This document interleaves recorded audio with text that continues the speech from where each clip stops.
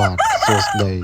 បងប្អូនទាំងអស់គ្នាដែលនិយមចូលចិត្តលេងបាក់សីកីឡានិងការចិញ្ចឹមសត្វទាំងអស់គ្នាបាទវីដេអូនេះគឺខ្ញុំថតមុនចែកជូនបងប្អូនមួយលេងកំសាន្តដូចរដងអញ្ចឹងមុននេះគឺខ្ញុំក្រុងវាហាលពេលព្រឹកដើម្បីត្រៀមសីលេងមុនចូលឆ្នាំហ្នឹងឥឡូវនេះមុននឹងសីវាខ្ញុំថតវាឲ្យបងប្អូន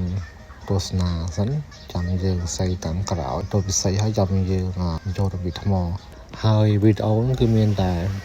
ប៉ុណ្្នឹងទេបងប្អូនមានអីត្រូវរៀបរាប់ប្រាប់បងប្អូនច្រើនទេដោយសារមុនយើងធ្លាប់ដឹងអស់ហើយអញ្ចឹងហើយបងប្អូនកុំភ្លេចចុចពាក្យជឿ Subscribe អ្នកមកផងដើម្បីទទួលបានវីដេអូថ្មីៗជាបន្តទៀតហើយសូមអរគុណបងប្អូនទាំងអស់គ្នាអត់ដើរ slow បើយើង